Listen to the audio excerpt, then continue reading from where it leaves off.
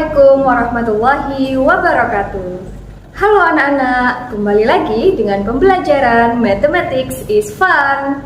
Hari ini kita akan membahas tentang bab relasi dan fungsi.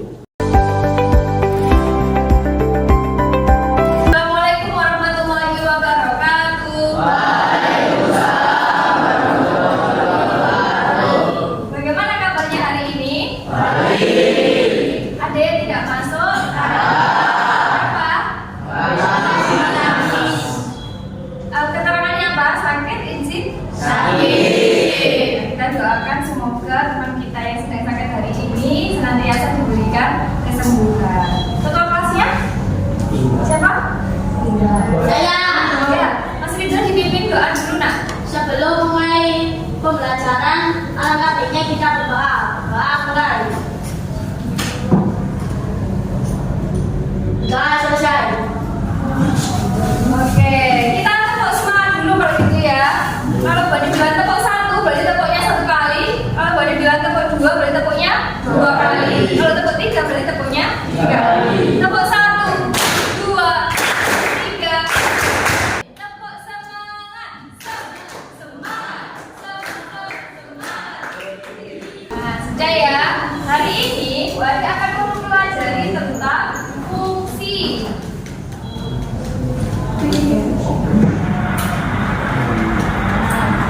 Di pertemuan sebelumnya kita sudah belajar apa? Relasi. Apa yang sudah kamu dapatkan tentang apa itu pengertian dari relasi? Relasi adalah suatu hubungan antara dua himpunan yang mana menghubungkan antara anggota himpunan A ke anggota himpunan B. Berarti relasi itu adalah suatu hubungan yang menghubungkan antara himpunan A ke himpunan B. Nah, sekarang kita belajar tentang fungsi. Kemarin juga sudah dijelaskan Bu Ade, fungsi adalah suatu relasi yang menghubungkan anggota yang ada di himpunan A ke anggota yang ada di himpunan B. Kalau anggota himpunan A kemarin disebut apa? Domain. Domain. Kalau himpunan B, Domain. Sedangkan hasil dari suatu relasi disebut range atau hasil. Adakah syarat-syarat suatu relasi itu disebut fungsi? Ya, apa syaratnya? Setiap anggota himpunan A harus berpasangan satu. Setiap anggota himpunan A hanya boleh memiliki satu di himpunan B. Jika dinyatakan dalam himpunan pasangan beruntang, maka anggota sebelum ini tidak boleh memiliki pasangan lebih dari satu. Ya, berarti suatu fungsi itu disebut fungsi apabila satu, ya dia memiliki pasangan hanya berapa jumlahnya? Hanya berpasangan satu di anggota himpunan B. Apabila ada satu anggota di himpunan A yang tidak memiliki pasangan, apakah disebut dengan fungsi? Tidak. Berarti yang dijadikan patokan itu ada di himpunan A atau disebut apa tadi, Dok? Domain. Contoh berikut, apakah dia disebut relasi? Relasi? Apa tadi pengertiannya relasi? Anggota himpunan A dia memasangkan ke anggota himpunan B. Tapi apakah dia fungsi? Tidak. Kenapa? Karena ada beberapa angka yang ada di himpunan A itu dia tidak memiliki pasangan. Fungsi, pengertian fungsi adalah sebuah fungsi atau biasa disebut dengan FE. Jadi simbolnya fungsi itu adalah FE. Suatu aturan yang memasangkan tiap anggota E. Ya, kemarin anggota E itu apa dia? Disebut apa? Dia juga disebut dengan domain. Jadi himpunan anggota himpunan yang ada di himpunan A, kemudian anggota-anggotanya itu disebut dengan domain. Nah, disimbolkan dengan huruf E. Ya. Pada suatu himpunan atau daerah asal dengan tepat sebuah nilai D dari himpunan yang kedua. Berarti himpunan kedua itu apa? Domain. Jadi misalkan di sini A, kemudian di sini B. Hasil dari pemasangan ini, pemasangan relasi himpunan A ke B, ya hasilnya ini, misalkan kayak gini. X itu adalah himpunan A. Sedangkan Y itu adalah hasil yang ada di anggota himpunan B. Apakah C di sini ikut sebagai Y? Bukan. Kenapa? Karena C tidak dipasangkan oleh anggota himpunan yang ada di himpunan A. Ya, ada di E. Ada yang ditanyakan? Tidak. Pertanyaan lagi. Ya, misalkan himpunan A anggotanya siapa saja? 0, 2, 4, 6. Ya, 0, 2, 4, 6. 0, 2, 4, 6 ini disebut apa? Disimbolkan dengan huruf apa tadi? X. Nah, dia memasangkan ke anggota B.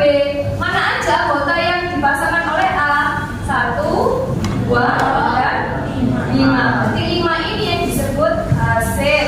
Dan hasil itu disimbolkan dengan huruf Y. Jadi simbolnya fungsi itu bisa F(x) atau bisa juga dengan disimbolkan huruf Y.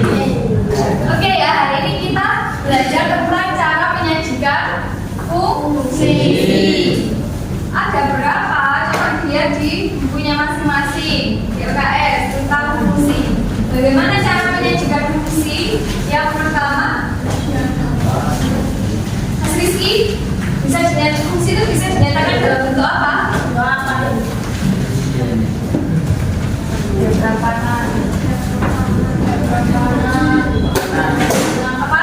Ada fungsi di situ. Diagram panah. Yang pertama bisa dinyatakan dengan diagram panah. Koordinat dulu ya. Kita bahas diagram panah dulu. Coba misalkan berarti punya suatu relasi antara himpunan A dan himpunan B. Anggota himpunan A ada apa saja di sini? 1, 2, 3. Ini disebut apa? X. Ya. Anggota yang ada di himpunan B ada anggota apa saja? 2, 4, 5, 6. Apa yang disebut Y? Tidak. Itu apa? Y itu adalah hasil pemasangannya. Kan ini belum dipasangkan. Nah terus relasinya apa? Relasinya adalah dikali 2. Sekarang kan hitung 1 dikali 2. Berarti hasilnya berapa? 2. 1 dipasangkan ke 2. 2 dikali 2. 4. Terus ini yang terakhir 3. Berarti Y-nya yang mana? Y-nya adalah hasil dari perkalian tadi. Nah, berarti ini disebut diagram 5. Ini disebut diagram panah. Yang kedua, bisa dengan cara apa dia? Himpunan pasangan urutan. Himpunan pasangan urutan. Disingkat apa? HPB. Ada apa saja himpunan pasangan berurutannya? 1 pasangannya berapa tadi? 2. Di situ 2 pasangannya? Setelah itu 3 dengan 6. Ya. Dari sini bisa dipahami? Terus yang ketiga bisa dinyatakan dengan apa? Koordinat kartesius. Ya, koordinat kartesius. Berarti pakai koordinat kartesius yang mengandung garis X dan Y. Dan dipasangkan saja. Yang di X tadi ada berapa angkanya? 1, 2, 3. Yang di Y berapa? 2, 4, 5. Nah, kan baru yang Y. Ya, ini kan garis Y. Berarti yang hanya hasilnya saja. Terus dipasangkan di sini. Dia nanti membentuk suatu garis lurus. Ini adalah gambar untuk fungsi apabila fungsinya dengan relasi dikali 2. Yang keempat, bisa dengan cara apa yang di LKS? Kalau yang di referensinya Bu Adi hanya ada 3, diagram panah, diagram kartesius, sama himpunan pasangan berurutan. Ada lagi sebenarnya yaitu dengan persamaan fungsi. Persamaan fungsi. Apa simbolnya fungsi tadi? F(x) ya. Berarti X ini didapatkan dari mana? Didapatkan dari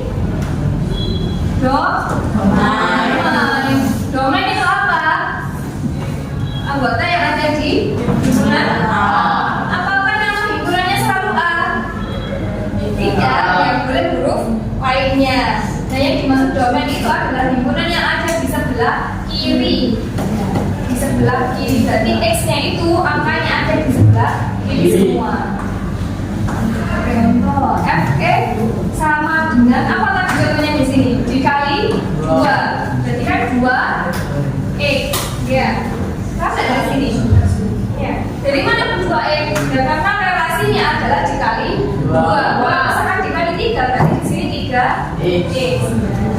Karena tadi sudah tahu kalau X-nya itu angkanya ada 1, 2, dan 3. Sekarang masukkan di sini satu-satu. Misalkan jika X-nya itu 1, maka efeknya berapa? X-nya diganti berapa berarti kalau X-nya diganti 1? Diisi berapa? 1 loh. Ya kan? Jika X-nya 1, kan X kan ada 3 sih di sini. 1, 2, 3. Sekarang masukkan satu-satu. Yang pertama kan angkanya 1. Berarti X-nya di sini diganti dengan angka 1. Sama dengan 2 dikali 1. Pokoknya yang ada X-nya, berarti X itu harus diganti sesuai angka-angka ini. Dimulai dari 1 dulu. Berarti X-nya diganti 1. Berapa 2 kali 1? 2. Bener kan? Di sini 1 dikali 2 hasilnya 2. Lagi jika X-nya mau 2, berarti fungsinya berapa? Ini 2 sama dengan 2 dikali 2. Apa hasilnya? 4. Terus lagi 3. Kalau X-nya 3, berarti fungsinya F3 sama dengan 2 dikali 3. Berapa? 6. Sama kan hasilnya enggak? 2, 4, 6. Ini tadi juga 2, 4, 6. Pokoknya X di sini adalah menggantikan anggota yang ada di domain. Ada apa saja domainnya? 1, 2, dan 3. Berarti nanti F-nya ada F1, F2, F3. Ini nanti diganti satu-satu. Ini 1, 2, 3. Yang di depan tetap 2. Kenapa? Karena rumusnya 2X. Kalau misalkan di depan nanti dikali 3, berarti kan rumusnya 3X. Ya, berarti yang di depan sini nanti 3 semuanya. Paham? Paham. Nomor 1 mana? Nomor 2, 3, 4, 5, 6. Ini dikasih 2 LKPD, silakan berkelompok.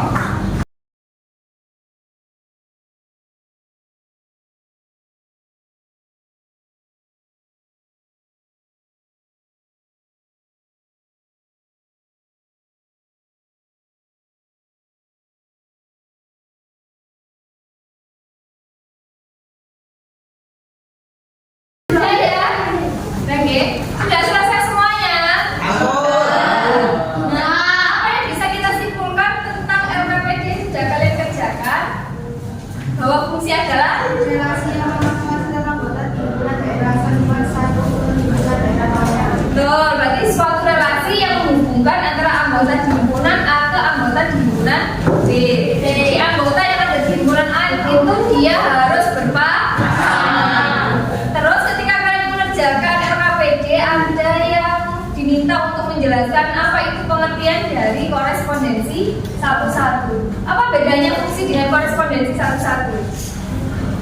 Dua-duanya disebut dengan fungsi, tapi yang membedakan adalah kalau fungsi yang dilihat hanya anggota yang ada di himpunan A. Tapi kalau korespondensi satu-satu yang dilihat adalah di dua himpunan, di mana di himpunan A dan juga himpunan B. Berarti himpunan A dan B itu harus punya pasangan. Himpunan A tidak boleh ada yang kosong atau tidak boleh ada yang berpasangan. Ya, himpunan B juga kayak gitu. Berarti dua-duanya diperhatikan. Ya. Ada yang ditanyakan? Mungkin itu yang bisa Bu Ade sampaikan. Kurang lebihnya Bu Ade meminta maaf. Silakan ketua kelasnya untuk memimpin doa agar kegiatan kita pada pagi hari ini bisa memberikan manfaat. Nah, Mas Rido, Sebelum kita mengakhiri pelajaran, alangkah baiknya kita